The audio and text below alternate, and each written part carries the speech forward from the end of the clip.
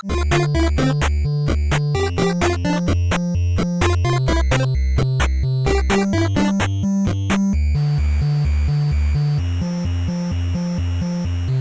everybody, welcome to another Retro Game Night where we talk about retro gaming, comics, and everything pop culture. I am your host, Damian DiCarlo. With me is my co-host, James Barrett. It's me! We have, when we have game night, we have a night where we talk about things while we game. Especially when it comes to retro gaming, it's really easy to get in a conversation regarding pop culture or anything that has to do with the current game we're playing or memories. So tonight we are discussing the impact of the Star Wars Saga and what it has done to pop culture that we know it today, as well as a review of Rise of Skywalker Episode 9, which we recently saw, you and I, James. Twice already now. 2 times. Because one's not enough. Mm-mm. So I want to get into a little bit in regards to the opinion we have of it, what it was like going in to see it, the hype of what it was like before it came out, and then our walk away after seeing it twice. So let's just dive into it. We anticipated this for a good year, I would say, after the teaser trailer.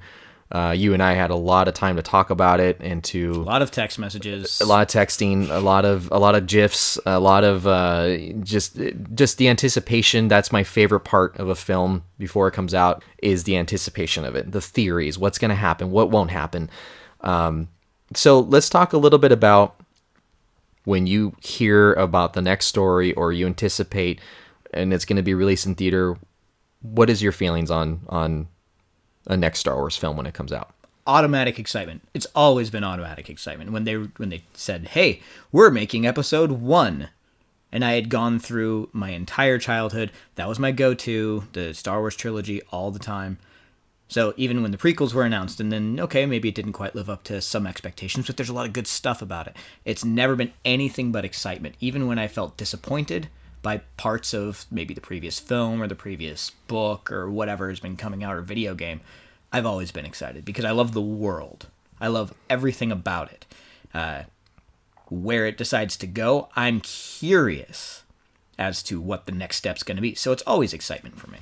Do you feel that maybe trailers show too much, or do you think that it's good the way that they hype, particularly Star Wars, the way it has been in the past decade? I'm on the fence because I'm a theorist. I'm a hyper analytical person.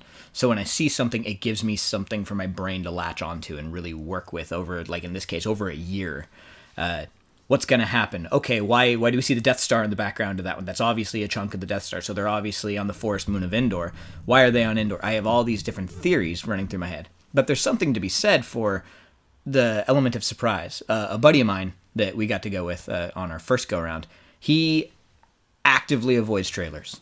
Like, anything he knows he wants to see, he doesn't watch a trailer because he wants it to be thrilling the first time. He had no idea some of the major plot points of this movie before he walked in, and he was just totally blown away. It's like watching a little kid who, has zero attention span sit down in front of something they love for the first time. And I see a plus and a minus with that. I feel the negative might be that because you and I felt when we saw the film, we had discussed this at length, and how maybe it was a bit much that they gave us. Almost, it was overwhelming as far as the different plot points, what was happening. It was a lot to take in the first time around. Mm-hmm. And I wonder if you hadn't seen a trailer to prepare you as to where it was going. I want to say it's more thrilling that way. I almost wonder if it's too much. I think that the art of the trailer is something that has kind of gone downhill with the art of filmmaking. We see things be more flash in the pan, instant gratification as far as that goes. Trailers even 15, 20 years ago were able to keep things from you. Things that you couldn't see coming. Like, I'm not promoting or not promoting any movies, but I remember there was just a huge cultural phenomenon with trailers for The Matrix versus the actual movie. That trailers gave away virtually nothing. It was just this really solid-looking fantasy, science fiction, digital type of a thing, and people were like, oh, that looks really cool, without really knowing what it was all about. Yeah, and I frequent with Christopher Nolan's work and how he does that he doesn't show much in his trailers, and yet he has a trailer that will come out, but it just won't show much as to the plot or what's happening. Tenet. It's just, and they had shown the trailer for Tenet right before episode 9, and that was perfect because it was enough to get you to wonder, but it didn't explain really what it was. It was just enough to excite you and to get you curious. And I think that comes with Christopher Nolan's method of and how he does things. And I personally feel I would rather see a trailer than no trailer. But I don't like the fact that there's nowadays too many trailers to the point where it's spelling out the film, and I can already anticipate what the film will be like before I even go. I've walked out of a theater, I don't know how many times, going, well, I don't need to see that movie now because I just saw it all in a 3-minute trailer. Yeah. 3-minute clip. Now I know all of the base plot points, and it's just jokes in between I'm going for. Or just tiny little character development bits. And it's tricky because as a Star Wars fan, you want to learn as much as you can about it because, I mean, let's face it, we're addicted to it. When it's going to happen, we all just get addicted to that knowledge of it, and we just run with it as geeks. So it's hard to steer away from I don't want to see trailers because you naturally want to see it more and more as it unfolds, and you just want to see the movie already at that point. Right. So in regards to the film, we'll get to that in a minute. I wanted to see what it was like in your eyes to anticipate, and now we know as far as my point of view personally. Growing up with Star Wars and its legacy and the impact it's had in pop culture, we see it in comics, we see it in video games, we see it in, of course, film, different versions of film outside of the episode 1 through 9 lore. There's now side stories. There's the Han Solo story, there's Rogue One, and it seems like there's just so much involved with the Star Wars universe that some of us may not have tapped into all of it. Now, there's also books, there's the TV series. There's just so much to dive into, and you'll never get to it all. If you work, you will never get to it all. I was just joking on another podcast I was on with Fanbase Press regarding how I had Rebels sitting in my room ready to go and watch, and I've had it for over a year and I haven't watched it. I've been meaning to, but it's worthwhile. I'm sure it's worthwhile. I've heard good things, but a lot of it is a lack of time. We have very busy schedules, but there's just something to be said with how much history there is in regards to the Star Wars saga, and its deep roots start from the first film and have gone all the way to now in 2019. Where would you say we are now as far as the way the Star Wars saga has left us looking back as a whole? We've seen all the way from the start of episode 4 going back to prequels of telling the story of Anakin from episode 1 through 3 all the way up till now, and you look back and you look at it chronologically speaking. How does it impact you personally, James? I think it's interesting. This is something that crosses my mind quite a bit. Is Star Wars hasn't just impacted people on a pop culture level; it's affected people on a cultural level, not just from something that is entertaining. People use quotes from Star Wars as like legitimate proverbs, like words of wisdom. There's a religion now. More or less, yeah. I mean, people have put on their tax return religion of Jedi, which is funny. I guess that happened in Canada a few years ago.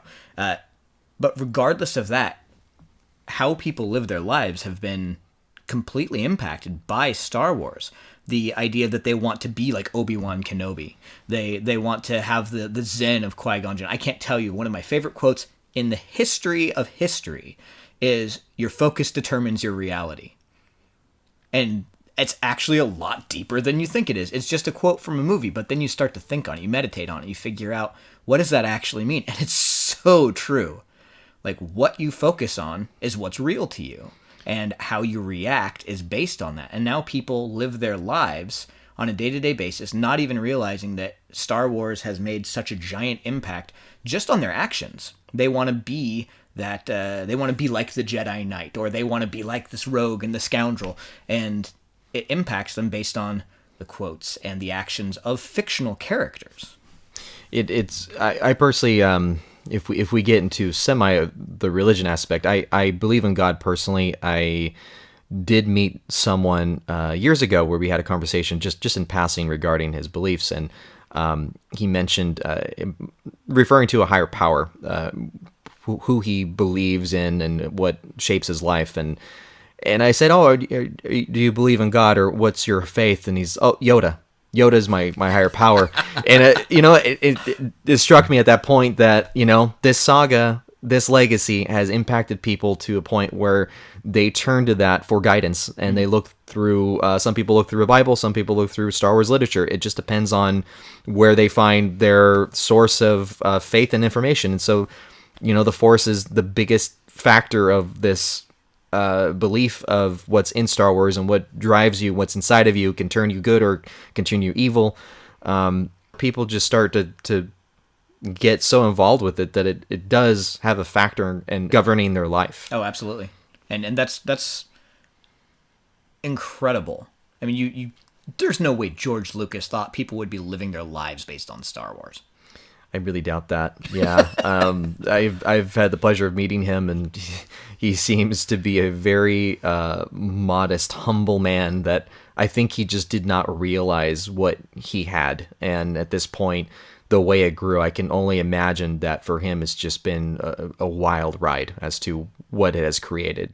I grew up personally with the original trilogy at a young age. I was 5 when I first got introduced to it, watching it on VHS for the longest time, and then they had the re-releases in theater back in, I want to say, like 97. 96 and 7, yeah. Yeah, when the special editions came out. And that just reignited my love for Star Wars yet again, because that was the hype of it. Hey, it's back in theaters, and there's some special touches to it, and there's things that have been done to it. And that just, I think, popularized it even more. And then after that, we had talk about the continuation of the series, but it would be a prequel. So then we had the announcement of Phantom Menace back in like 98 or something like that, right after this happened. Showed up in May of 1999. 99. Saw it 17 times in the theater. Man, I thought I had the record. I was like 9 times, I think. And, yeah, my buddy worked at the theater. I got it for free. Well, there you go. I remember that people paid a ticket for the theater for a movie that they were not going to see just to watch the trailer for Phantom Menace. Yeah. This was before, internet, or if internet was around, internet was around actually, but it just didn't, it wasn't to the quality as you could see it, yeah. that you could see it in a movie theater. And I think that says a lot as to the type of fans that were already invested at this point with 3 movies. It was just 3 movies and some novels. And there were video games at the time. There were already games based on it. I recall for Super Nintendo, the Super Star Wars series, even back before that in NES and Atari. And then the novels, I had read a few. Timothy Zahn had his trilogy regarding what would take place after Episode 6, Return of the Jedi. The Heir to the Empire. Heir to the Empire, yeah, and it was amazing. Even at a young age reading it, it definitely had an impact on me. And it's strange how these most recent 3 movies, there are aspects of those novels that are pulled in. Yeah. And obviously there's aspects with Grand Admiral Thrawn having a resurgence, where those pieces of pop culture have been pulled back into the Star Wars saga, even though they were retconned as quote unquote legends.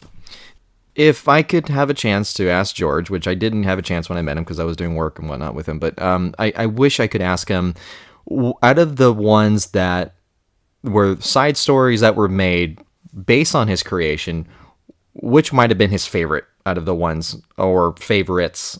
Do you have any personal favorites? Like we brought up the ones by Timothy Zahn, or even side video games that had a great story. I loved the Zahn novels. They were the best put together story wise as far as those goes. I read a bunch of the Star Wars novels, but those probably had the best actual writing, and that has a lot to do with the author as far as that goes.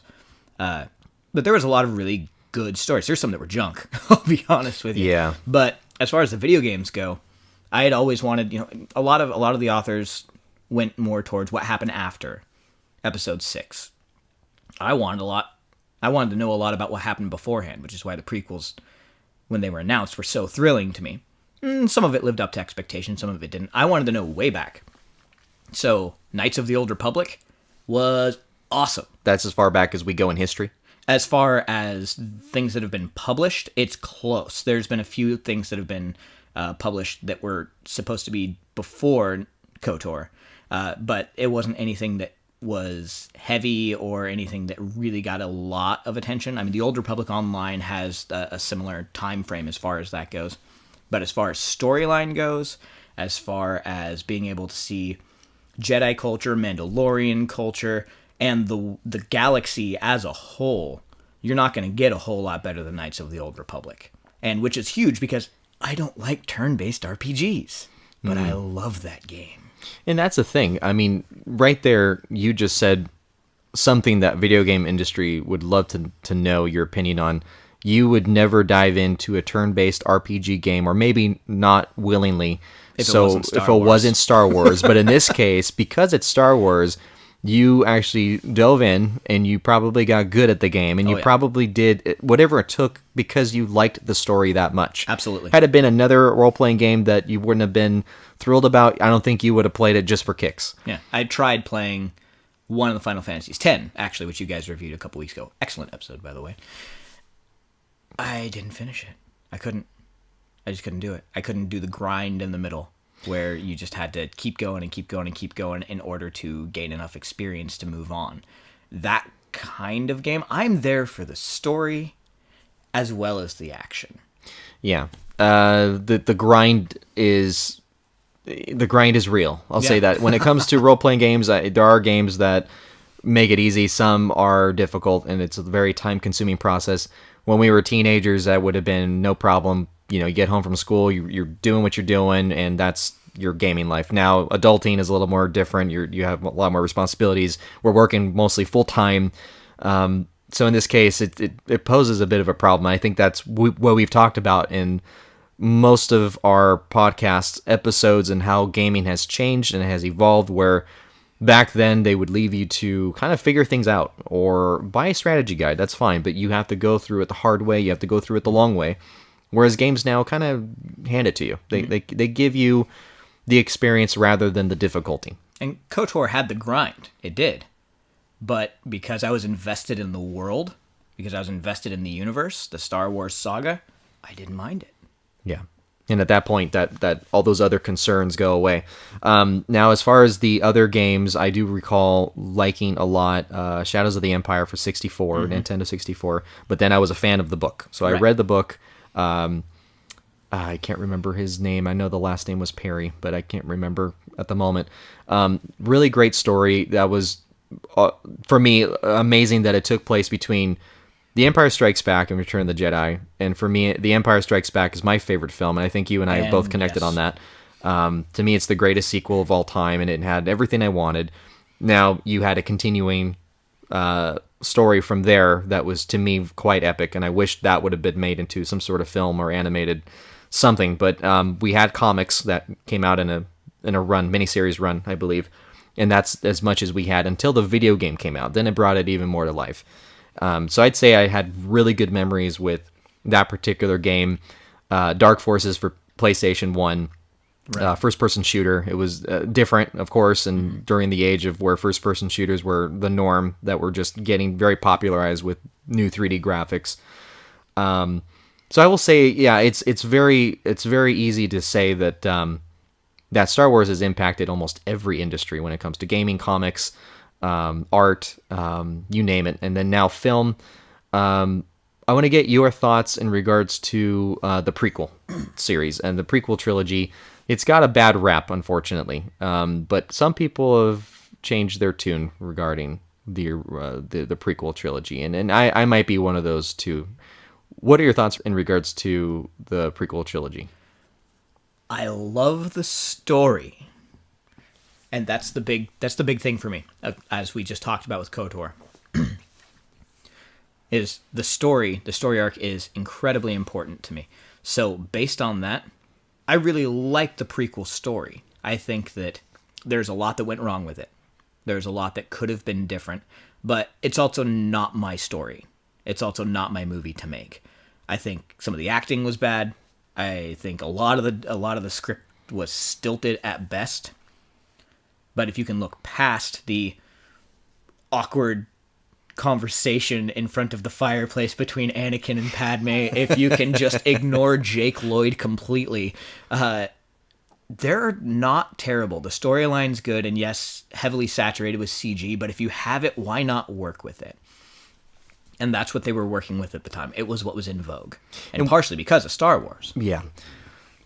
And my next question, what do you think was lacking at the time that could have made it better? I mean, I want to say most of these actors you named are, for the most part, they could be talented actors, and maybe they didn't bring what you wanted for the film, whether it would be bad lines or, quite frankly, it could be just annoying the way they delivered their character. But do you think it was a victim of its time at all, where they had no idea where this prequel trilogy would go or how big it was going to get? Or do you think that they knew where they were going and they just messed up altogether with their characters? I think the actors did the best job they could, and I tip my cap to them. I think where the prequels went wrong was partially a victim of circumstance because of the hype around Star Wars, that people expected something different. And one of the biggest problems with Star Wars fans is if it's not what's in their head, they don't like it. Yeah. There's the term toxic fanboys. My brother loves to use that term. And it's true among people of a certain fan base. Star Wars is one of the most dogged in that you either are right or you're wrong. It's a very black and white culture as far as that goes. But beyond that hype where people didn't see what they wanted to see and therefore turned on it, I think, honestly, it was just a victim of poor script writing more than anything else. And you tapped on something definitely with toxic fanboy, your brother mentioned that before. I think that we still suffer from that today. And I think that with episodes 7 and 8, there has been a lot of bad, harmful talk on social media, and I specifically think on Twitter, with some of the characters of multiracial profiling in the film. And I feel that while the films were going in a different direction, I don't believe it is such a great thing for fandom to bring out negative vibes when these actors are trying to do their best. They're being chosen for these films for a reason. The director sees potential in them, whether there is racial profiling happening or some regard to a sexist attitude regarding a female lead. I feel like it has no place for fandom, and I feel that when it comes to fandom, it should be that everyone has the right to express a great story, no matter what character is involved.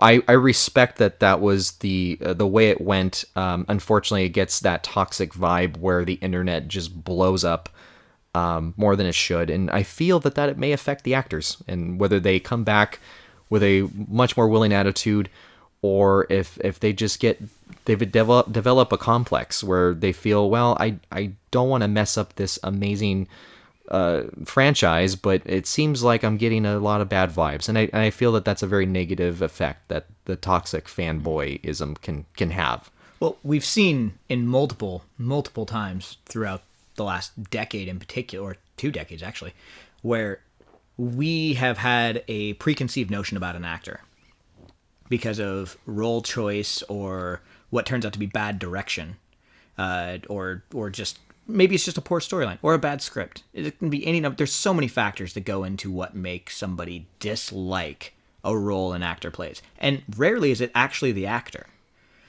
We've seen so many cases, like with Heath Ledger. Heath Ledger was a teen heartthrob. I mean, he was in teeny romantic comedies for how many years, and then he won an Oscar for his portrayal of the Joker, which is something, when I heard Heath Ledger was going to be the Joker, I'll admit it, I was one of those guys who's like, no way, not in my Batman film, absolutely That's how I felt not. as well. Yeah. And then he just destroyed that role in the best way possible. Yeah. And I think with the actors in the Star Wars universe, frequently it's not their fault on how things have gone down. I mean, you see like Natalie Portman. Natalie Portman's an amazing actress. She's done a lot of roles that have just been fantastic, but she can only work with what she has. And if the script calls for someone to have a more awkward demeanor about it, or if they don't have the right direction, there's any number of things that people can complain about.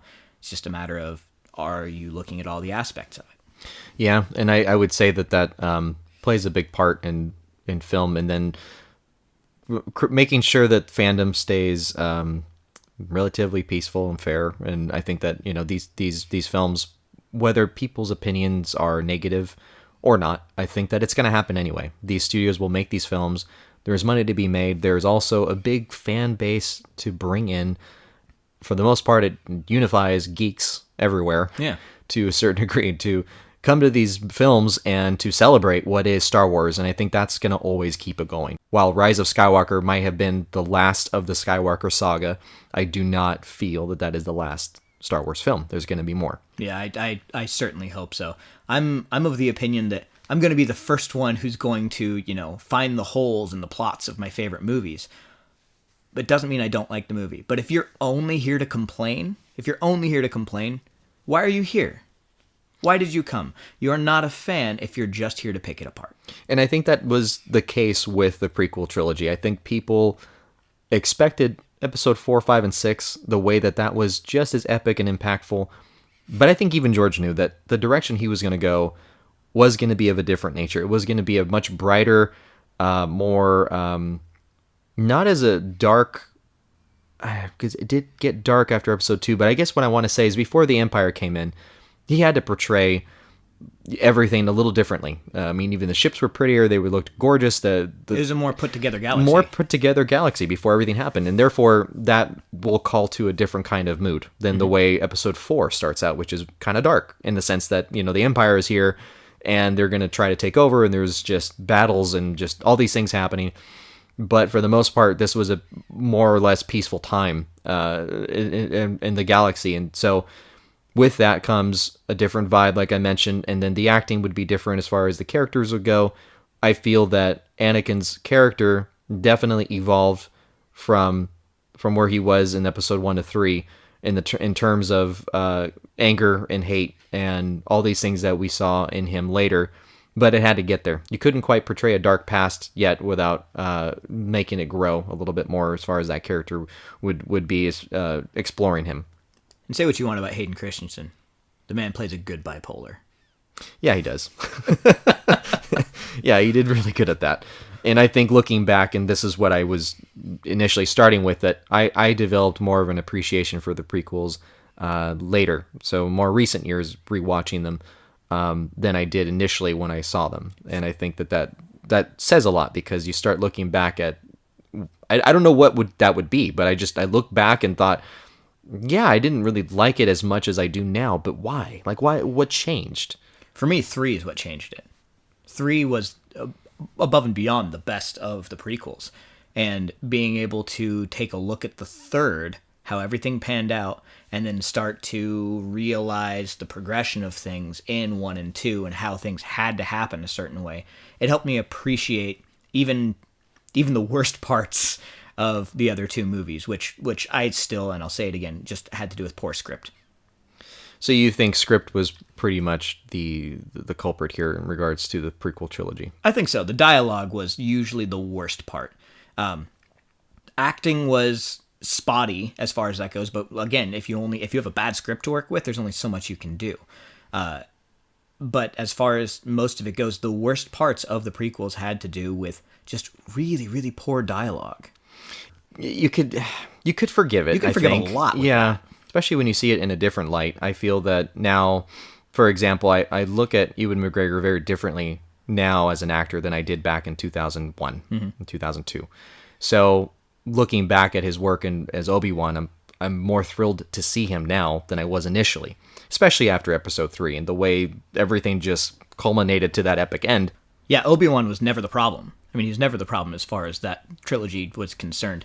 Liam Neeson and Ewan McGregor were the standbys as far as all that was concerned. He nailed Obi-Wan from the beginning, but especially, like you say, with Episode 3, that epic conclusion solidified where he was going to be going as far as an actor goes. And that helped bolster the trilogy and keep the attention. Yeah, you had him as the base. My biggest complaint with the prequel trilogy just came to mind would be that Darth Maul got killed in the first episode. But did he? But he didn't, as we saw later within the series. What was it? Clone Wars? Clone or was Wars it? Yeah. And Rebels, both. And then, of course, the Han Solo story, you made that cameo at the end. I feel that he was such a great character. I wish you would see him more in the films, though I know he went off to do other things, and I just think that villains like that were great, and I wish we would have gotten more, but, what are you going to do? And I'm glad that they fleshed out his character a little bit more, even if it was in the animated capacity, but it really lent itself, that character, to defining Palpatine more than anything else, because we know he's just somebody who uses tools. He uses people as tools. He used Darth Maul as a tool. He used Count Dooku as a tool. He used Anakin as a tool. And we see that, puppet master vibe continue on in the most recent trilogy. Right, which we'll get to definitely in a minute. I have some thoughts about that, but so we've covered a little bit the prequel trilogy. We kind of touched on the original trilogy. What are your thoughts on looking back? 2019, you rewatch all three. I mean, it's safe to say we all love the original trilogy. That is why we have all these films. But looking back now, tell me your thoughts in regards to the original trilogy. They were the best. They are still the best as far as a full-fledged 3-movie storyline. I will say that Episode 4 is not in my top 3 favorite Star Wars movies. Episode 4 is kind of cheesy. It's a little, out there kind of a thing, because it was supposed to be a one and done. George didn't know where it was going to go, and it turned into something much bigger, which turned out, as you say, not only the greatest sequel of all time, but in my personal opinion, even outside of Star Wars, one of the best made films of all time, Empire Strikes Back. And of course, Return of the Jedi is its own deal. That was the first movie I ever remember seeing, is Return of the Jedi. I was about 4 years old. I watched them in reverse order. That was the first one I saw. My mom got it because it had Ewoks in it, and so therefore I'd probably like it. I had an Ewok. I still have that same Ewok, that stuffed Ewok. He's missing an eye, and he doesn't have a hood anymore, but I love him. It was Paplu, who jumped on the speeder bike. I have that as a teddy bear, about 1.5 feet tall. Such a brave Ewok. Oh man, he's flat. I've laid on him for years. But I saw Jedi at 4. Not long after that was Empire, and not long after that was Star Wars. And by the time I got to Episode 4, I'm like, one of these is not like the other. The other two had a more robust storyline, a better chemistry between the cast. And you start to understand that when you understand why the movies were made and how they were made. Do you feel that anything could have been improved? Or I guess that's a dumb question, because we've already had a special edition version, but maybe I'll put it to that. Did the improvements satisfy you as far as things that could have been changed or altered? Yes and no. I didn't like anorexic Jabba. Even the first time through, I'm like, that's not what Jabba the Hutt looks like. And I'm like, what, 12, 13 when that happened? He had weight gain, in between Episode 4 and 6. Maybe he had some sort of thyroid issue. But and then the Han shot first, which has been retconned again. Let's talk about Han shot first. That's the biggest thing that's been talked about for how long now? Yeah. So, I mean, I was used Which to... version is the right version? Exactly. Han shot first. Han shot first. That's the right version. I'm going to tell you, if you think Han did not shoot first, you're wrong. I'm just going to put it out there, put it out the ether. You can badmouth me all you want. You're wrong. But simply put, I mean, even in Solo, they established that as a character later on. George Lucas has been seen around Hollywood with a shirt that says Han shot first. Oh, I did not know that. Yeah, there's actually photographs of it. Paparazzi got is great. But beyond that, now they've retconned it again with the invention of Disney Plus. They've changed it again to where Greedo and Han shoot at the same time. I forget which version, but yeah, each version that has been released, it's been slightly changed. Yeah, with the camera angle, the way it was cut, and then the effect of who shot. Yeah, and Han. That's the story of Han Solo. I mean, I'm sorry. Yes, he's always had a good heart, but he's changing over from an opportunist who's put in a bad situation to somebody who could be relied upon over the course of 3 movies. And that's how you establish that change. Yes, someone had to die to do it, but he's fictional, guys. It's okay. No one actually died. So Han shot first, and then by the end of Return of the Jedi, he's willing to sacrifice himself for a better cause. That's a huge transformation. And do you think that out of the story that's been told with Han Solo and just the original trilogy satisfied you in regards to the way the character developed from 4 to 6? Absolutely. Absolutely. Honestly, in the original trilogy, there's very little, and actually just nothing pops to mind right away that I'm not satisfied with. I mean, I would like a little more robust initial movie, but when you don't know where you're going with that, you can't ask for that. It established the characters. It gave a bad guy that was epic, and you established characters that you could relate to and you could connect to. And then the next two movies made that happen. So if you watch all three movies as one movie, as one story, you can't ask for anything better. Now, it's interesting, but I had a thought. Now, do you think that, let's just take that example in regards to Han Solo and Harrison Ford playing a great role, I'll say that with my humble opinion here. Do you feel that being kids, when we saw at such a young age, has a factor in that, where we're very forgiving over everything, versus an adult seeing it back in the 70s and 80s, saying, I don't like the way the character went. He changed. He was super confident in episode 4. 5, he was okay, and then 6, what happened to him? He turned all like soft. Yeah, I think that is absolutely true, and I'm okay with that. I don't think it's a problem for people of different generations to have differing opinions as far as that goes. I have friends who were around when Star Wars came out. They were in line in 1977 to go see it, and it holds a different kind of special place in their heart.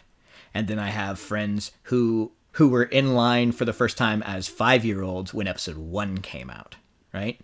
So these 3 different generations, those who were there for it, those who grew up with it like you and I, and those who had to look back on it well after they were born, all have differing opinions of it. And that's okay. Our personal opinion of it leans heavily into the nostalgia, and I'm going to be less critical of the things that I grew up with. And that's partly because I grew up with them, and they're part of who I am as a human. And if somebody else is critical of them, okay. That's part of who you are as a human, and I'm okay with that. Just don't be hypercritical. And that it's hard to find fault in something that you saw so flawless at such a young age, because, I mean, we're not going to see flaws at such a young age. We're not. You still have wonder, we're gonna have innocence. Yeah, we're gonna accept it for what it is, which is amazing. And we didn't know how those special effects were made. We didn't know those actors. We just knew that what we saw I wanted to know was where I could get a Rancor. Yeah. You want to know those things that would impact you very differently than an adult seeing it back in 77 or initially in those original trilogy, the time period that came out. So I wonder, in a way, if the young generation felt the same way with the prequel trilogy, whereas they kind of were more forgiving because it was so thrilling, or if the factor of fanboys putting it down at the time would factor in their decision and how they saw it.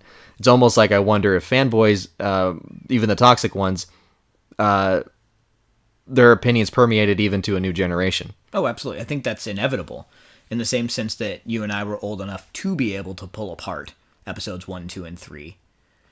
Same way that somebody who was 16, 15 when episode 4 came out probably was old enough to pick it apart. I know my mom was. My mom was in film school right behind George Lucas. She actually knew him, and she thought his film looked dumb, and she did not want part of it. She was offered a job on that movie, and she turned it down because she thought it looked dumb, because she could pick things like that apart, same way as we could for the prequels. But somebody who grew up with it is going to see it as flawless. Right. And that's my next question. Do you feel that Star Wars really began for children, or do you think that it appealed to everyone at first? Because, I mean, you gave an illustration regarding someone like your mom who could see the flaws, but then where was the draw is what I wonder in the first release of episode 4. Because I have a hard time believing it was just the children. Adults had to have liked it as well. But maybe they didn't feel as passionate about it as the way that the kids did. I don't think that they set out to make a kids movie. I think they set out to make a movie that told a story that could be relatable to children. Kind of in the same sense, like we have Pixar movies now, right? Where it's kind of the reverse of that. These are made for children, but they're also cool for adults. Adults will enjoy it. I think Star Wars was just the opposite of that. It was made for adults, but children could enjoy it. Yeah, that's a very good point, because I feel that, I mean, you had plot points that dealt with death, at a very young age to see a film like that. I mean, you had, Obi-Wan dying, and, Porkins blows up, and I mean, legitimate acts of violence for children to kind of like, whoa, that was a bit much. You had charred skeletons, dude. Charred skeletons, going into that. So I think you're right. I think George didn't intend for children to, like, it wasn't channeled for them, but yet it was available for everyone, to whoever would see it. And I think that it just appealed to all ages. But I think definitely with kids is where it really heavily relied on its marketing with the toys, with the sense of adventure, where, I mean, we had a day and age in the 70s. I didn't grow up in the 70s, but I know that the films that were probably during those times very popular were Westerns. And during that time, we had a lot of Clint Eastwood films. We had a lot of Westerns that were just very heroic. And even kids during those times in the 70s probably grew up on the stuff prior to that, which were, the old West black and whites and all just very heroic films. And so now you see a different place, a different science fiction that was brand new. It was getting introduced. I think that created the lore of what Star Wars is now, which is that curiosity of what's out there, the technology. Then it was that brand newness of space age stuff. Oh, absolutely. I mean, before that, what were you looking at? Original Star Trek and Buck Rogers. Yeah, Buck Rogers. Yeah. That's what came to mind for me, and it wasn't as impactful probably as Star Wars because it was such a phenomenon. The way that was just well executed, and you had TV shows that were probably not to the degree of. Well, I guess looking back, the effects were cheesy, but if I had to put myself back in 1977, I would see those as cutting edge effects. They were absolutely cutting edge. And you were in a theater, so theater sound, which is what Star Wars is known for, that all played a big part of the impact of what it is and what it made that first showing of Episode 4.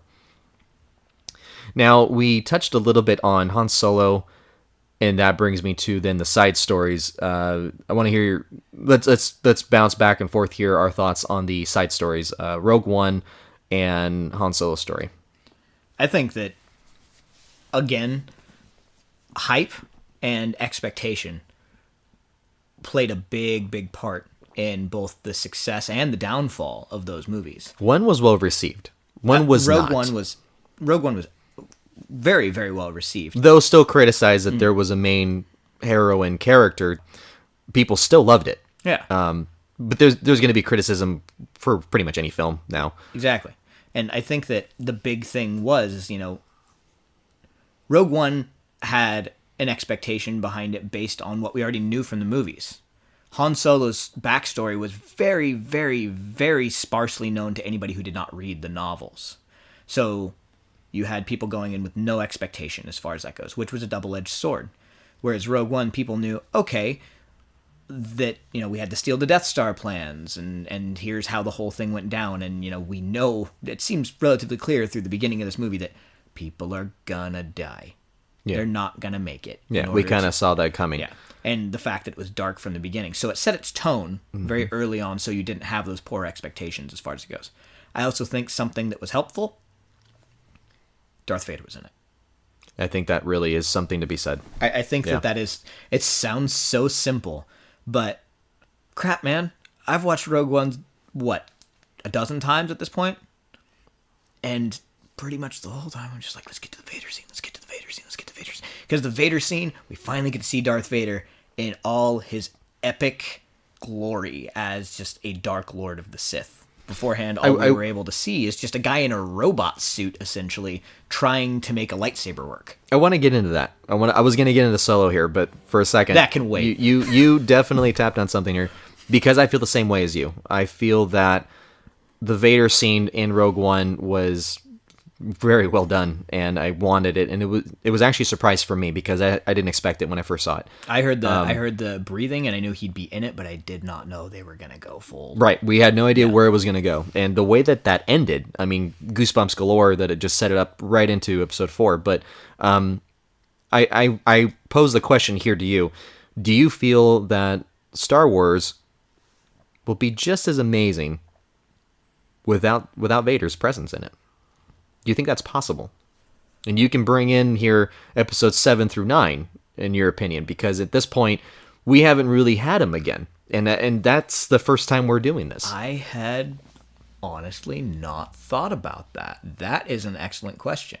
Because I have opinions about 7, 8, and 9, and not all of them are complimentary, but I do enjoy the movies. I'm a fan of Star Wars. I like the universe. I like the movies. I will go watch them again and again and again. But I do have some criticisms on it, and now I'm starting to wonder if it's because Darth Vader's not in it. Because Darth Vader is my favorite character. That was my next question, because he is my favorite as well. In the Star Wars stories, I would say that Vader is the main person I personally can relate to a lot as far as his struggles, and I won't say just relate, but I sympathize with him. Conflict And what that's like, and those are very real problems, but those struggles resonate with us, and I think that with him and the character developing from a good guy, and you want him to stay a good guy, but you know it's not going to happen, and you see him go bad, and you know you know it's going to happen, but you have to see how that happens, and then now all of a sudden you're feeling sorry for the guy, and it makes you love him even more in a way, because now you just feel, I understand you, I get you. Something I already liked about you was that you had a big presence, you were a great bad guy, but now you have a reason as to why you were that way. So I feel that set up a great character in the prequels to make me like the original trilogy better, in the sense that now I see him in a different light after you know all that he's been through. And then he's gone. And then you see at the end of episode 6, he's unmasked, he passes away, and it's over. And I almost feel like it should, the Star Wars saga could have just ended there, but the fans wanted more because they love Star Wars and not just Vader. Right. But you and I are establishing now that what's missing in Star Wars is Vader, which is what we liked. So it's like, you know, it's a hard one, because we don't know where we're going to take it without putting him in there somewhere. And I'm curious as to why that is, especially for me specifically, because I'm almost the exact opposite of you. I like Darth Vader with brackets of 4, 5, and 6. I appreciate the story of Anakin Skywalker and how he became Darth Vader. And again, I'm chalking up to bad script writing, maybe a poor actor choice, potentially. I'm not saying Hayden Christensen was wrong, but could they have done better as far as that goes? That's interesting. Yeah, I'll disagree with you now, because I feel he was perfect for it now, which is weird. I can't believe I'm saying that, because I never would have said that. In fact, I said the opposite. But I don't know what it is. I feel that he kind of made me see it differently looking back and as an adult now. And I don't know if it's just because you see problems differently when you're an adult, and you see him the way he's dealing with it, and you're just like, man, I really feel for him now. Right. Whereas before, I just felt he's a little whiny. Yeah, no, I had sympathy for Anakin. I certainly did, and that's why I frequently say I love the story, because even if the story is executed poorly, I can still see the story, and I love the story of Anakin Skywalker. And like, I'm a giant romantic. I'm a big sap as far as that goes. So doing everything he can for his wife. And that's part of what sends him over the edge. That's one of those, like, wow, that's really intense, but relatable. Yeah. So I get all of that. I think just the portrayal of it and the scripting of it may have been a little off. But Darth Vader, his story of redemption, I guess that's the best way of putting it as far as why I love Vader, is the story of redemption. Right. As far as that goes. That you can have somebody who makes all of these choices, which very clearly are the wrong choices, even in the moment, you know, okay, trying to attack and destroy a rebellion. Why is he doing that? Because he's in too deep. Because he doesn't feel he can turn around. Very Kylo Ren of him as far as that goes. Right. Or vice versa, rather. But point being, at the end, we know what his heart was. We know where his heart really was as far as all of that was concerned. And let's face it, that suit was amazing. And that was my next thing. Voice, and then he had a lightsaber. He was everything you wanted in a villain you could relate to. And see, I can literally feel your love for it as you're talking about it, which I relate, and I have the exact same love for it. But those are qualities that make the best villain. And you wonder what's behind the mask. You don't see it until episode 6. So there's a level of mystery. He is intimidating with the amazing, intimidating voice of James Earl Jones, and part robotic. I mean, it's everything you want. And that might, there's a big thing you're saying right now, because, okay, 7, 8, and 9, not terrible. I enjoy them. But you know what I enjoy more? The Mandalorian. And those are those Mask, qualities that I'm mystery. mentioning. Exactly. We'll get there in a second. So, see, I'm getting trying to ahead. cover. I'm getting ahead. Yeah, I'm getting there. There's a method to my madness. So, okay, I'll go off of Vader for a second here and touch on the Han Solo story. Another beloved character. I mean, you can't have Han Solo without Harrison Ford. Wrong. They did it, and they did it without him, whether they liked it or not. So that's the big question here. You had Harrison Ford, which, again, as a kid, I can't help but see the film of episode 4, 5, and 6 without thinking, oh, that guy also did Indiana Jones. Of course not. He's a badass. Yeah. He can do it. And he did every other adventure. So it's almost like Han Solo was Harrison Ford, and Harrison Ford was Han Solo when it came to doing it. Now, do you feel that that's a strong enough character to make his own movie without Harrison Ford? I think storyline-wise, I say what you want. I liked Solo. I enjoyed it. I personally loved it.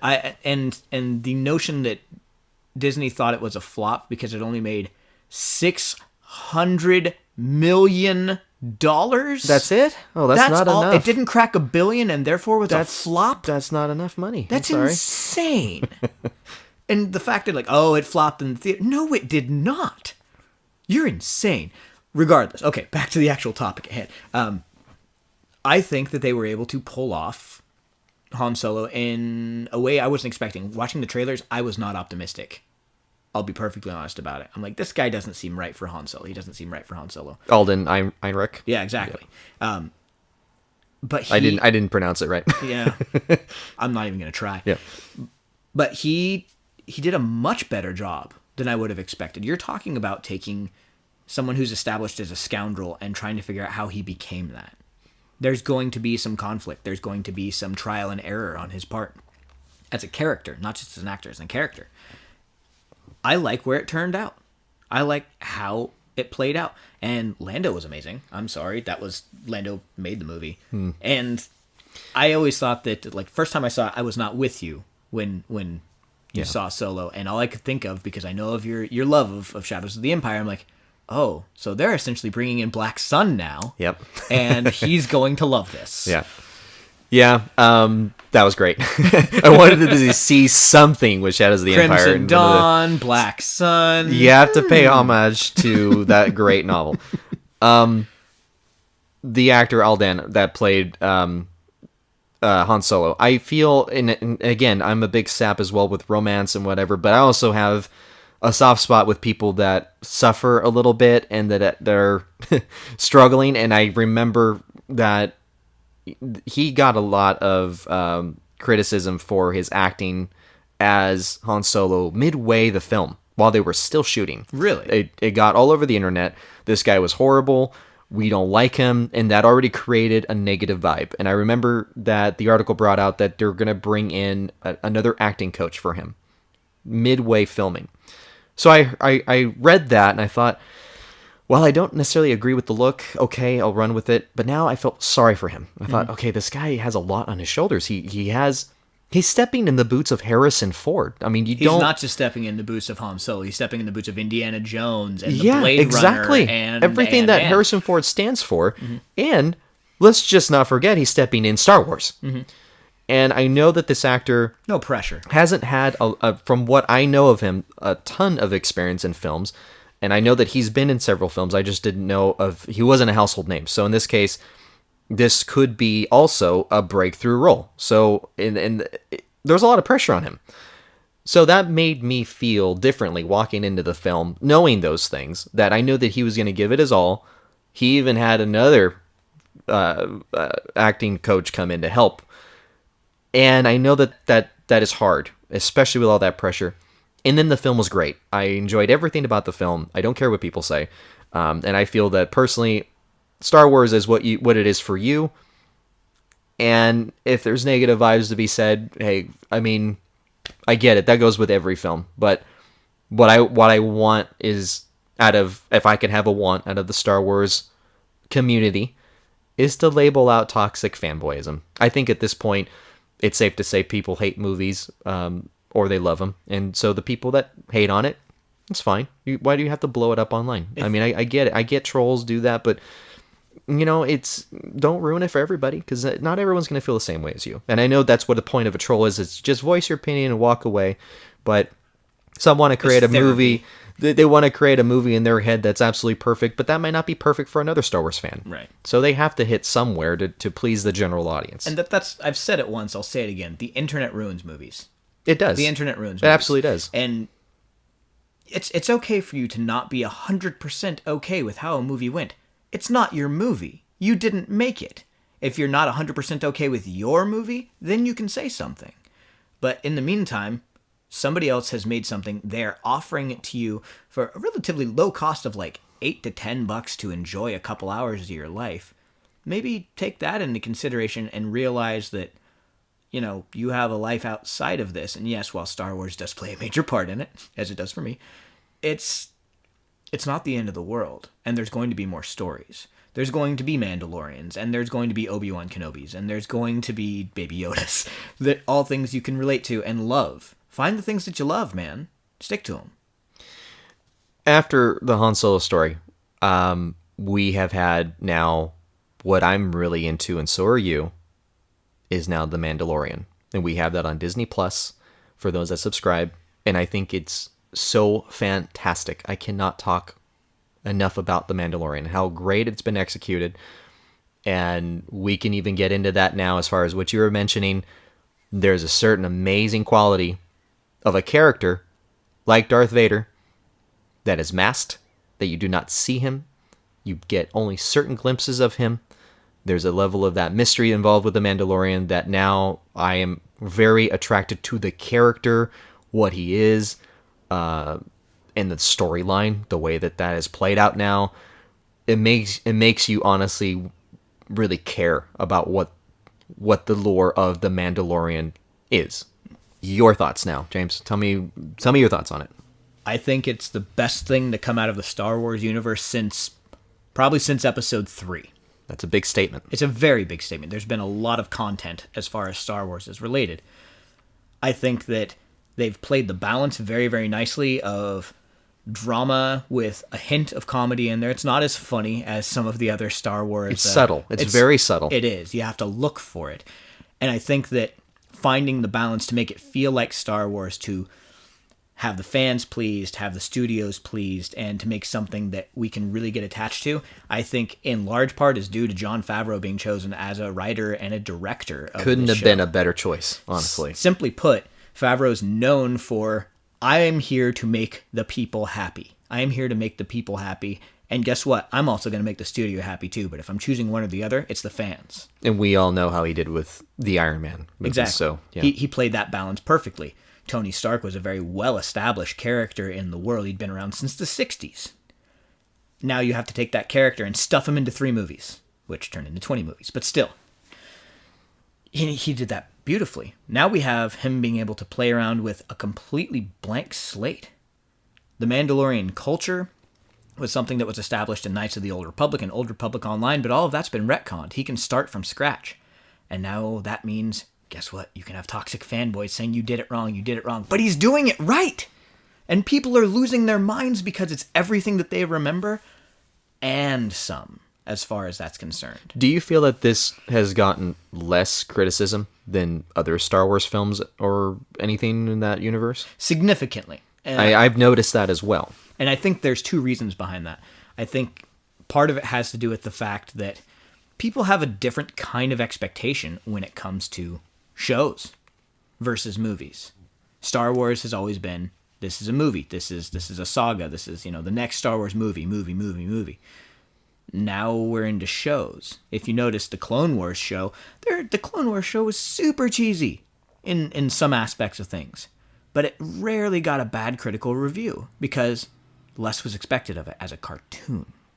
I think as a show, it's going to have less expectation. We have a lot of hype on it for those of us who are Star Wars fans, but also we're coming into a universe that we don't know enough about. We haven't seen a lot as far as the bounty hunters are concerned. The most we've seen is what we've known in Empire Strikes Back and in the cartoons. Do you feel that we touched already about the fact that, you know, the great qualities of what makes a great villain with Vader makes the character more likable. The fact that he's mysterious. I think that those qualities that make the great villain isn't so much what makes a great villain. I think it's what makes a good character across the Period. board. Whether it's a villain or hero. Exactly. Having an element of mystery, a storyline that you can develop, a character you can develop. And if you have to do that behind a mask, fine. If you have to do that with a shady backstory, great. I mean, there's a number of ways you can do that. And I think The Mandalorian has capitalized on that heavily. And you have to really tip the cap to Pedro Pascal. You have somebody who's able to act without seeing his face. Same thing with David Prowse. David Prowse got a total bum rap. He played Darth Vader like a fiddle, man. You could see the subtleties and how he was feeling, and he had to work with the dialogue of what James Earl Jones was saying and interpret it. And I think they're doing that same thing over here, is they are taking a physical actor. He has to do everything through physicality. And he's pulling it off. And he's doing it well. And, okay, let's go ahead and put it on that. Storyline. It's pulling in one of the most beloved characters of all time and then miniaturizing him with Baby Yoda. That is just which just endears it. Genius. Yeah. I mean, it is, because man, I mean, they know what they're doing. Yes. I mean, to put in a brand new cute character has always been the perfect thing to do with these kind of movies and films and stories, to then attract not just the kids, but then also the sympathy and tug our heartstrings a little bit on the adults. Mm-hmm. So you have a Baby Yoda character. We don't know if he's Yoda or what he is, but, you know, that's... You think he's not Yoda? He's not Yoda. Okay. We'll just establish that now. Who knows where the show will go. But we just don't know the name of the species. I'm just calling him Baby Yoda because... everyone else does. Exactly. Yeah. So I think that that's genius. I think that they have a lot going for the show. I want to say that I wonder, more like wonder rather than say, if this is why it's so good, is because that it's a show and they get to take their time with the story, whereas films, they tend to rush, they have deadlines, and they have to fit and cram everything, and maybe, quite frankly, too much within 2 hours, 2.5 hours. But this is laid out for seasons, so you could take your time, and there's going to be development, slow development, which gives more time for other things in the story to kind of unfold. And for characters to become more profound in your psyche, for them to create a nest for you to live in your head. Exactly. And you can wonder about them and theorize about them, which is what the great thing about the original trilogy was. Is like you gave a little bit more information about a character, but not all of it, and a little more information about a character, but not all of it. Yeah. And you could theorize, where do they come from? What are they saying? Why is this happening?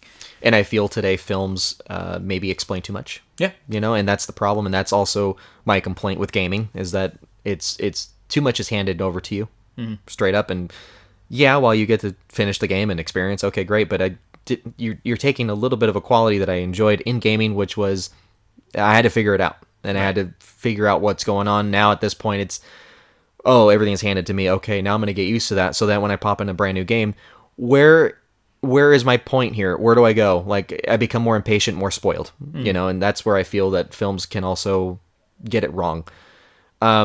So let's just get into it. After we've talked about almost every bit of Star Wars, the main Star Wars films that we could muster up to talk about here. Let's talk about the new trilogy, episodes 7 through 9, and then we're going to get into 9 at the end, and we're going to give a review. Tell me your thoughts on the new trilogy.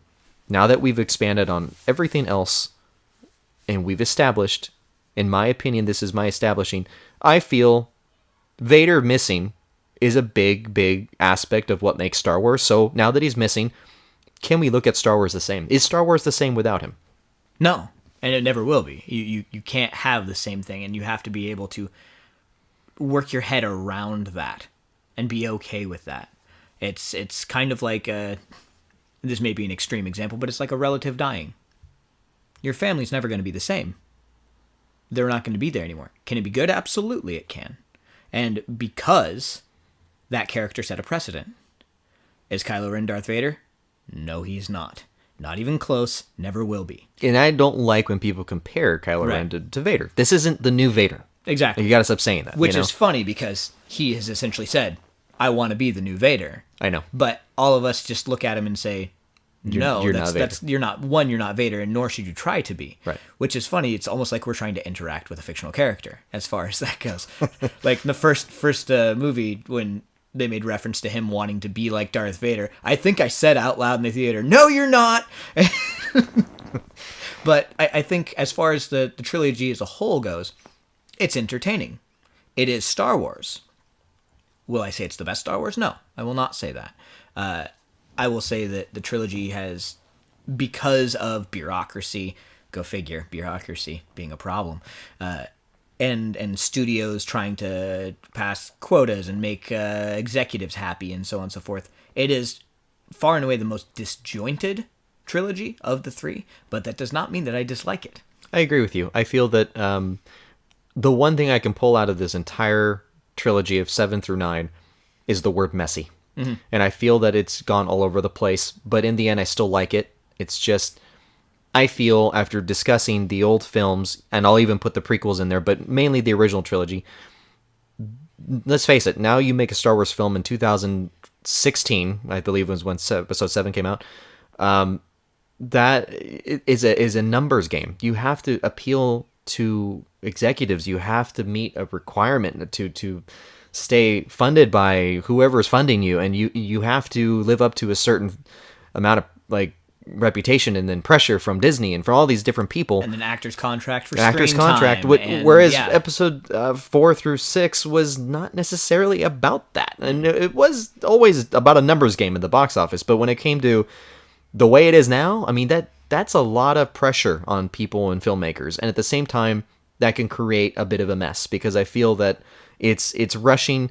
You're trying to make what's an amazing trilogy, and you're trying to encapsulate it, but it's just not it's not what it was before, which was a slow process of filmmaking, which was, again, to me, in my opinion, the original trilogy went best at that. It was a slow process rather than let's rush into all these things. Yeah, absolutely, and that's a good word for it, is rushed as far as it goes.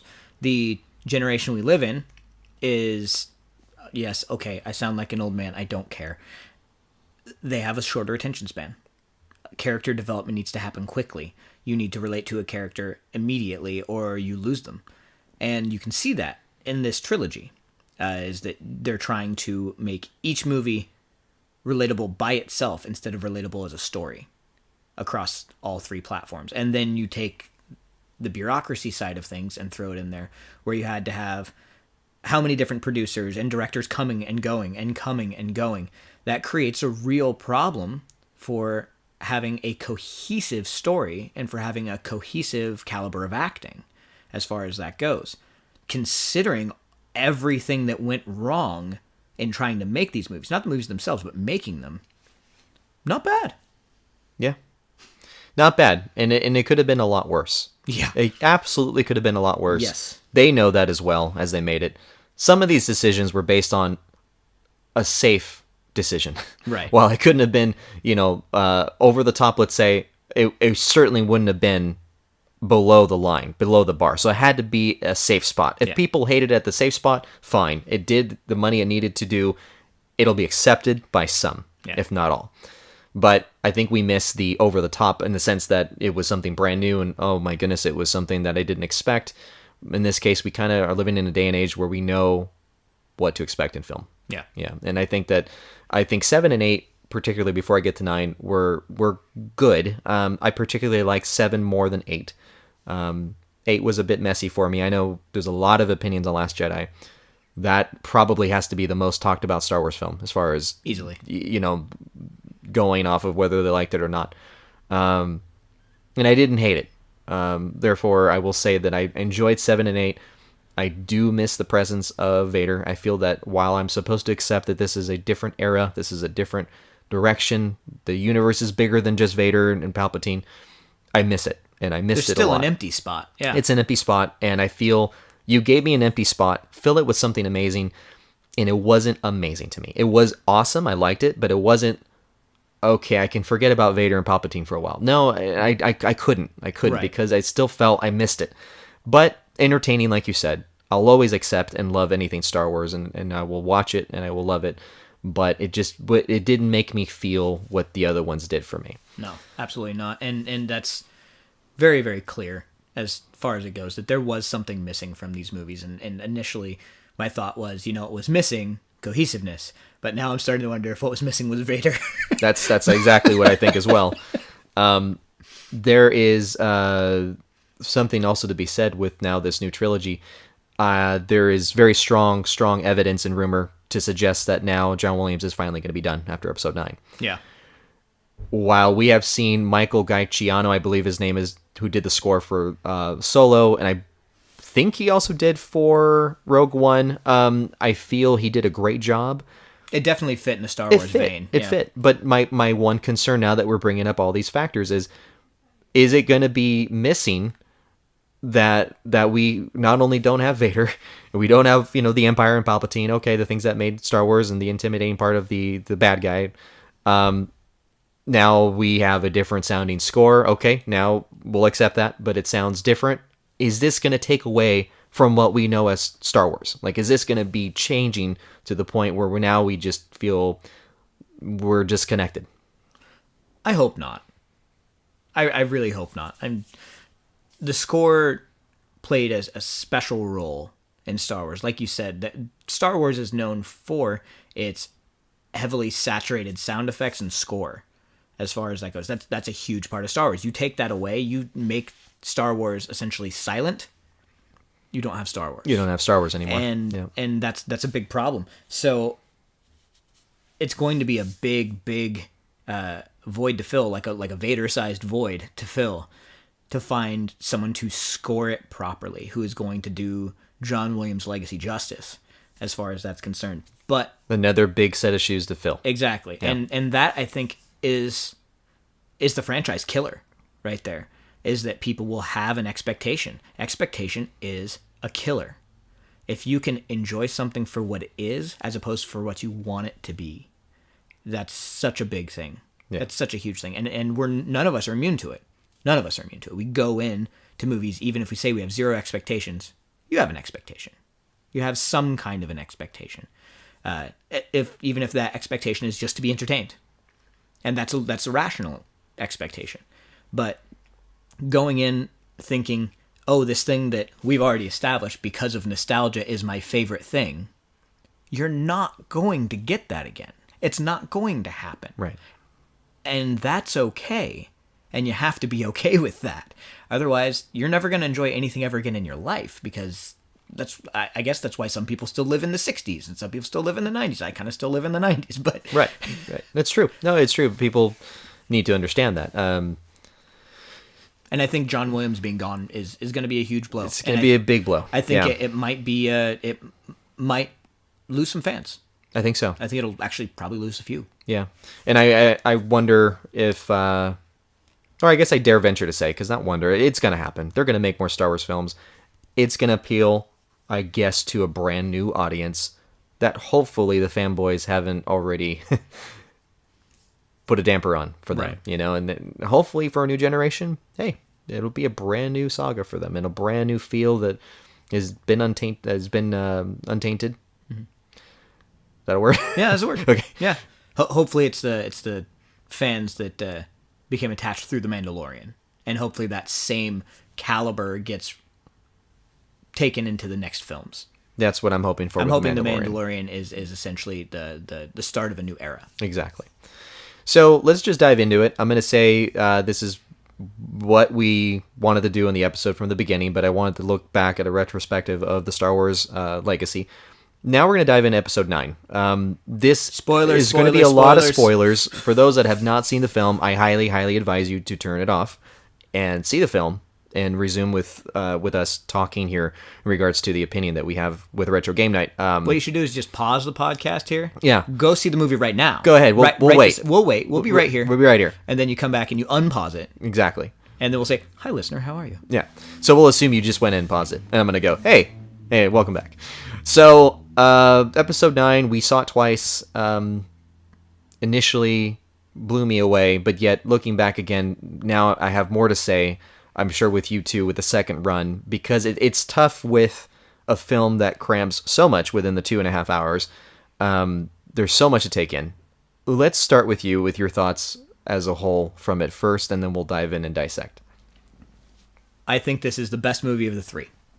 I think that's an absolute, for me, that's an absolute truth, that this is the one I enjoyed the most that I had, but it's also the one I have the most to say about, which is kind of strange.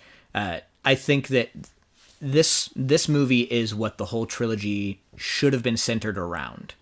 That if they had worked backwards, if they had taken this movie, this storyline, which obviously has changed again and again and again throughout the course of these three movies, and they built episode 8 to fit in with this ending, and episode 7 to be the beginning of this ending, this could have rivaled, and I know this is going on a huge limb, this could have rivaled 4, 5, and 6 as an epic trilogy. If they had Another big statement. Exactly. It could have. But, I'm all about the could have beens. This paled. This became, in my, I won't say my least favorite of the trilogy. It's going to depend on my mood. But it certainly didn't have the cohesiveness of 1, 2, and 3, and definitely not the cohesiveness of 4, 5, and 6. But if they had built the whole story off of this could have been just as cohesive and just as epic. This trilogy was everywhere. Like I said, it was messy. Yeah, very. So I think, Last Jedi was what it was, and we accepted it for what it was. Most of us accepted it. Not as many people should have. Not as many, yeah. I feel J.J. Abrams had to, I don't want to say clean up, because it was clean up. Rian Johnson did a good job for what it was, but clean up in a sense that for the fans, that was something that needed to be rectified, because he the studios want the fans to come back and satisfied. And unfortunately, there was a big division of opinions with episode 8. So episode 9 for me was amazing, and it was something that I wanted to come out of this new trilogy, but I tend to question whether episodes 7 and 8 were even necessary. Right. We were talking about this yesterday. In watching episode 9, it's almost a standalone film. You could almost watch this as a standalone film. So much of it had to be explained in the moment of what was going on without any reference to what had happened in 7 and 8 having any sort of bearing on what was going on.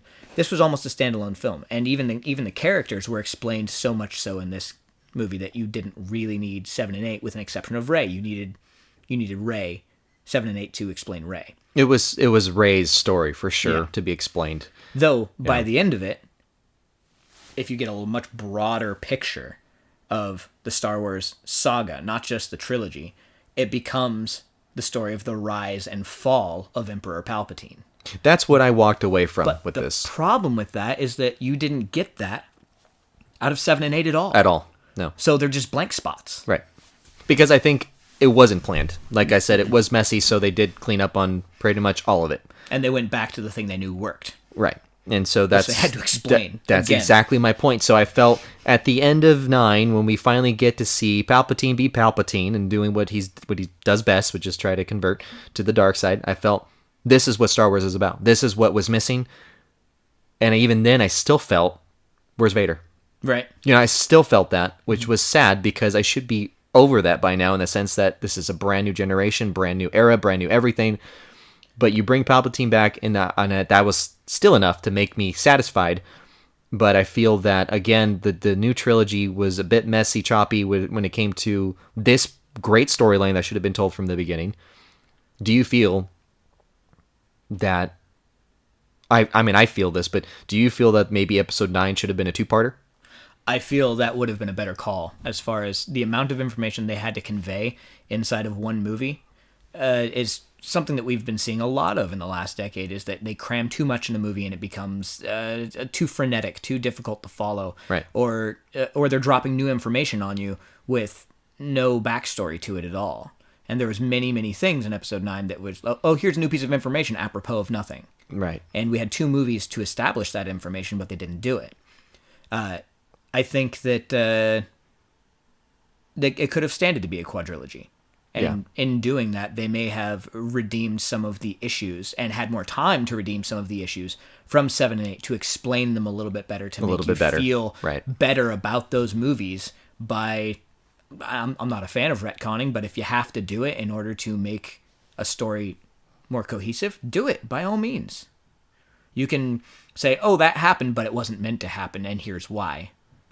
It would have been more cohesive storyline. Definitely. If they turned it into 4 movies instead of 3. It would have turned it a completely different way.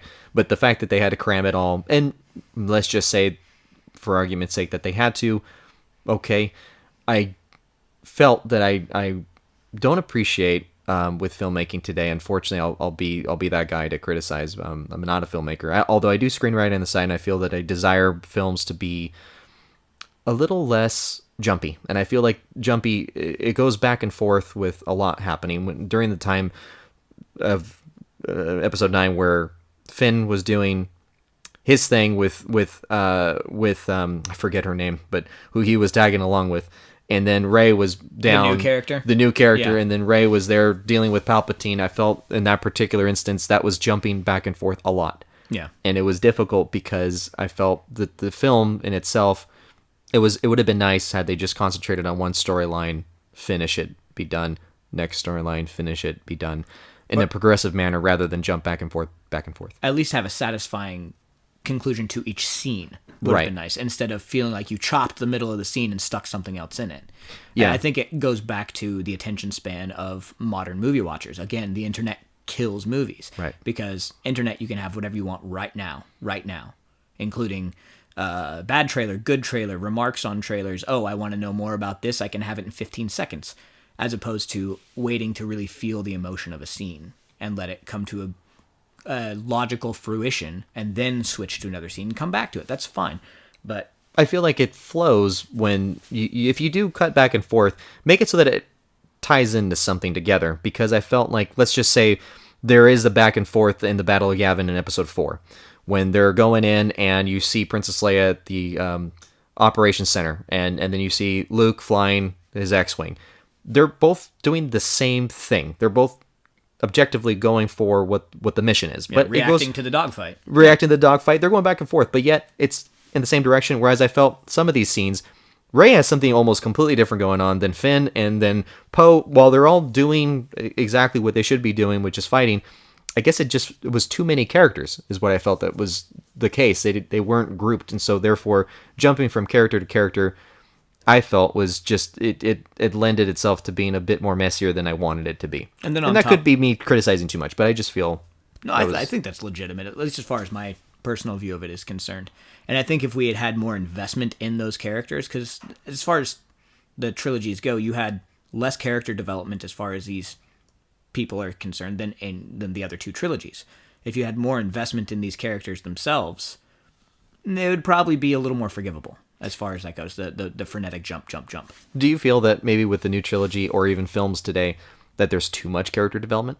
That there's too much time spent on each one to explain? No, I think there's too many characters. Or that too? I think that's the problem, is that there's not enough character development.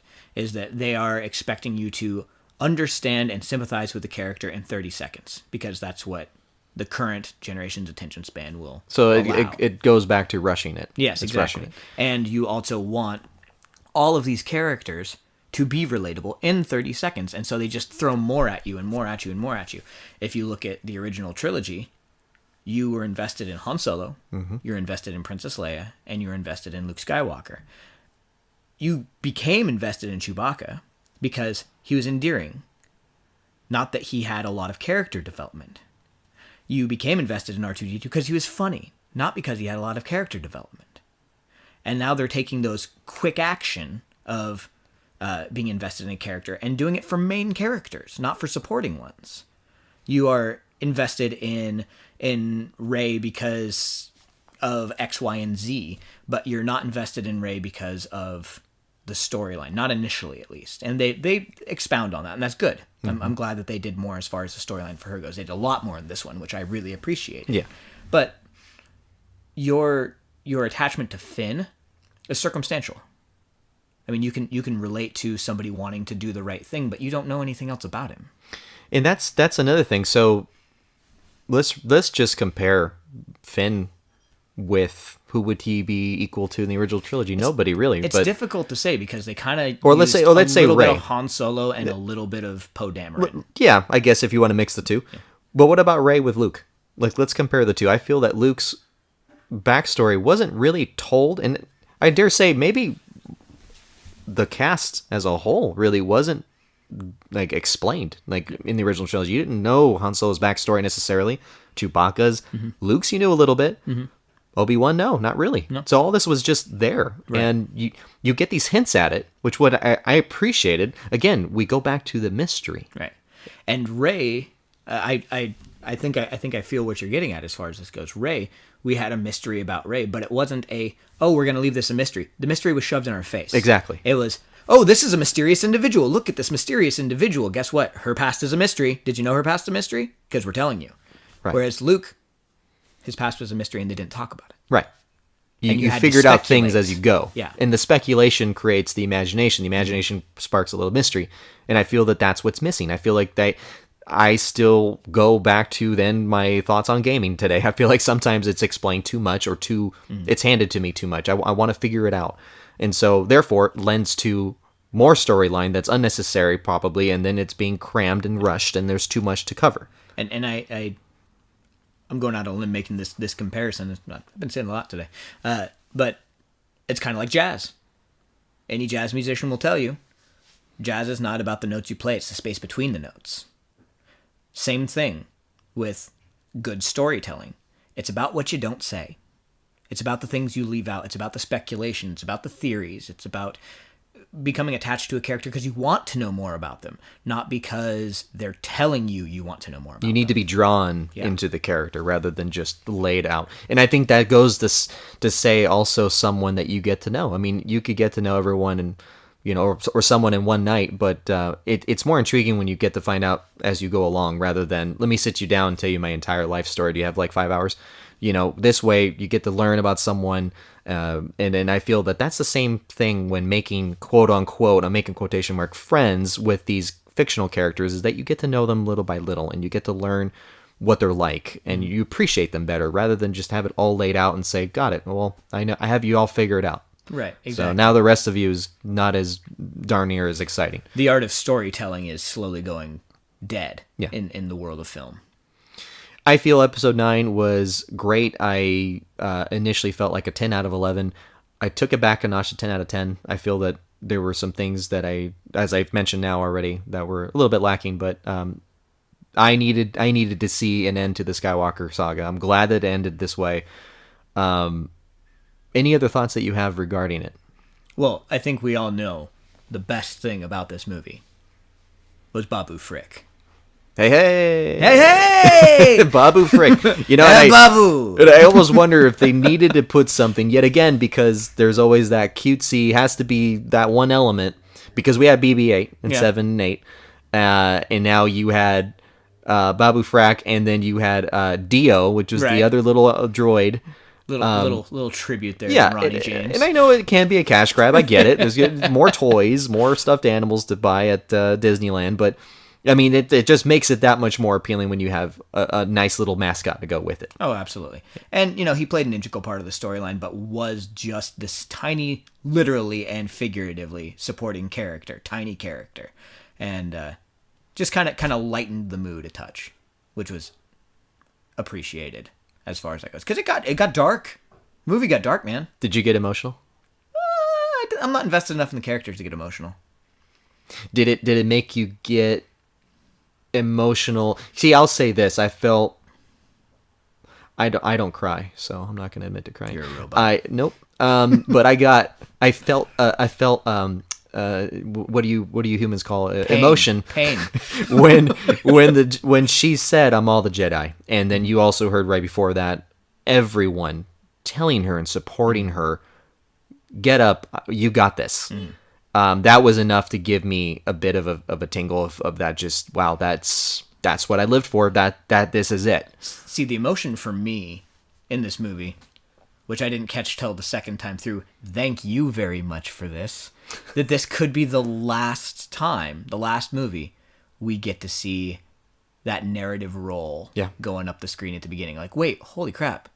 This might be the last movie I see know when this I in. said it. It was And that's you're like, that's you it. jerk! It could be. Why the last. would you tell me that? I know, And and that's what I look at with this kind of thing. That's where the emotion lies for me, is the fact that this is Yeah. this is such a huge part of my life, and this could be a big transition point. A big transition point is the best way to put it. Yeah, because from here it will. I still guarantee it's going to happen. There's going to be more, but will it be the same? No. I think it's going to be changed, and I think that where it goes, I can only see light at the end of the tunnel with things like The Mandalorian, which is just fantastic. So I really am hopeful with thank goodness that that's available, because I if that wasn't around, I'd feel I have no idea where it's going to go. I have a lot of thoughts as far as where they could go with Star Wars, but I'm choosing to focus on The Mandalorian and that potential trajectory.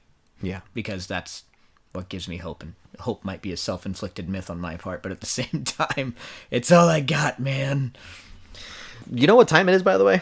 What time is it? It is time to review.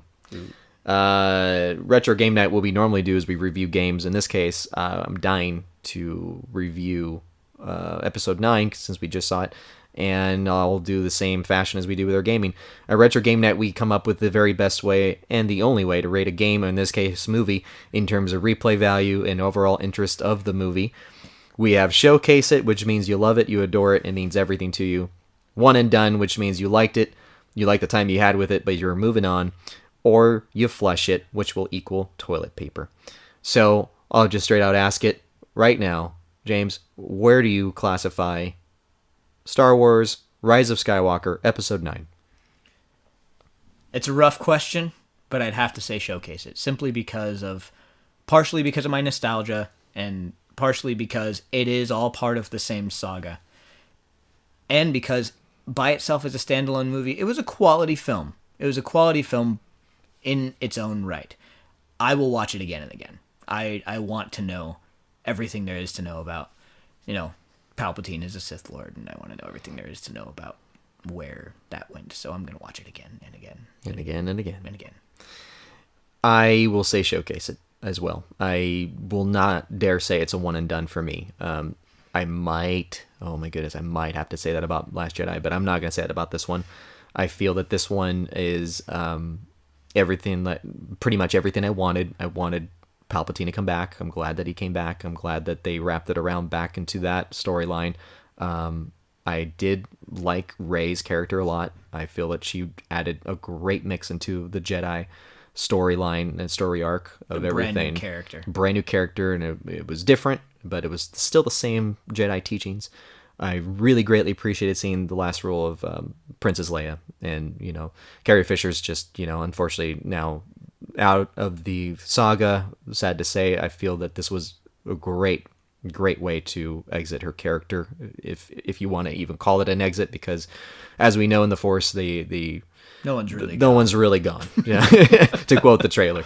So I'm happy with that. I'm happy that Han Solo came back as a cameo. I didn't expect that, although I could have speculated. But yeah, and I'm glad that Kylo Ren had his opportunity to finally find his way back, quote unquote, home, and to become good again, and to know that he had where he had gone wrong, and to try to rectify what was the mission, which was to get the Jedi to survive and not to have the Sith take over.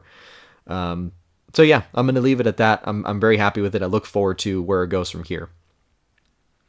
Before we wrap up, quick announcement with furthering what's on our Instagram. On January 11th at 6:30 p.m., we will have special guest stars Eric and Julia Leewald from X-Men the Animated Series. And they are the showrunners and writers.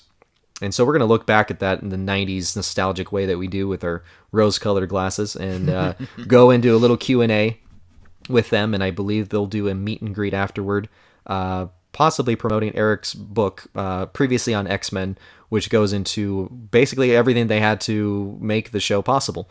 So don't miss that. We definitely would love to see you guys there. It's very exciting. Yeah, and you'll be there with us, James, and Yep. That'll be a great opportunity to be involved, and we're all hands on deck with this one. We have a lot to talk I about. would not miss that. Any other thoughts? Man, thanks for having me on. Of course, anytime. You're always part of the team. And I expect that every time there's a big event such as Star Wars or X-Men to be Well, Star Wars is it's always going consistently to be a going given. to be a thing. That's going to wrap things up for us. You can find us on Instagram at retro_game night, our website where you can find all our info for upcoming live shows, and our podcast in different formats, retrogamenightpodcast.com. Also now we are on YouTube. Check us out where you'll find our live shows in case you missed them. Check it out. Don't forget to subscribe and like. Do all that good stuff. Until next time, everybody. May the Force be with you. May the Force be with you. Good night, everybody. Night.